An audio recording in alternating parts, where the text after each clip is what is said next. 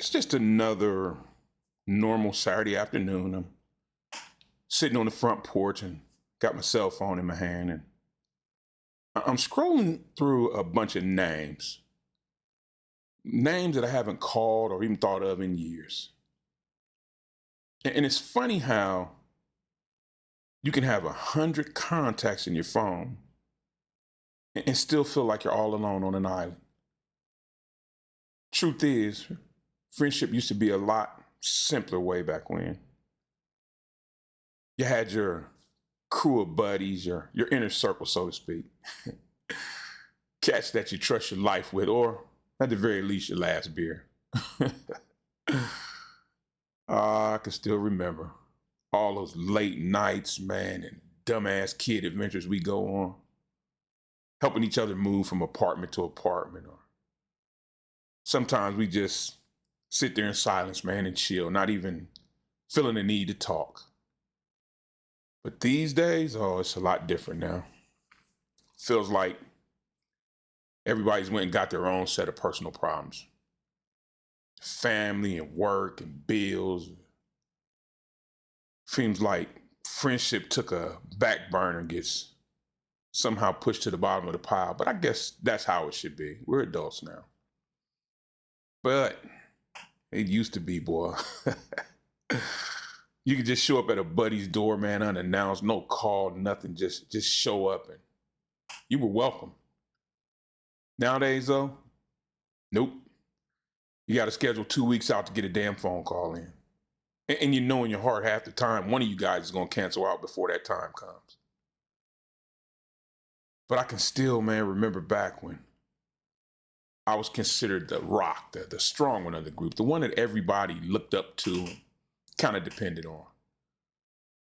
And now I'm just looked at as the old friend, the one who gets the group texts more out of obligation than anything else. But I don't ever actually get the invites, to join in anymore. Maybe it's my fault. But what bugs me the most, man, is those memories. And even though, they're starting to fade, they say memories and photos fade. I don't know, man. They seem to sting a little more every year. Because I can still remember all those inside jokes we used to tell and play on each other. All those secret road trips. And that's all I'm going to say about the road trips. And those silly ass kid fights we'd have amongst each other, man. That now you look back on it, you think they never should have happened. But they ain't changed our friendship one damn bit. But nowadays, shit. You just lucky if you can even remember when their damn birthday is. That's a shame. But what nobody ever really seems to mention is it about how lonely it can get sometimes. And I'm not talking about that big, noticeable type of loneliness. I'm talking about that slow drift away type of loneliness where, you realize that you're just not anyone's first call anymore. And you start to wonder to yourself, is it just me? Did I somehow let the friendship slip away? Or is this just what happens as we start to get older and life gets more hectic on us? But here's something I do know for sure, I can tell you. Real friendships, well, they don't die easily. Now, I will say this too. They might go quiet on you for a while. You might get buried under years of missed calls, let's catch up soon text, but trust me, brother, they're still there, still alive, surviving, just underneath the surface, waiting.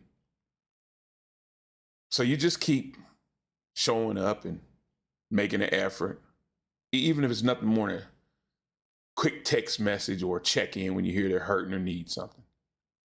Because, that's what real friends do. Even when the world goes and forgets all about them, you still remember them. So if you're sitting there, brother, and you're wondering if you got any real friends left, you're not alone. You do. We're all out here just trying to hold on to something real in this crazy ass world that just keeps seeming to be going faster and faster, man. And I always say this: stay strong, brother. Hold on, and reach out to someone, even if it feels a bit awkward at first. You know, you haven't interacted with somebody at first. You know, getting back together can feel a little awkward, but it won't last. Because true friendships, man, you know, to me anyway, that's always something worth fighting for. Even if it's just one call at a time, one text message at a time. Because you know in your heart, if the world were to suddenly go quiet on you, you know if you called him, he'd still answer.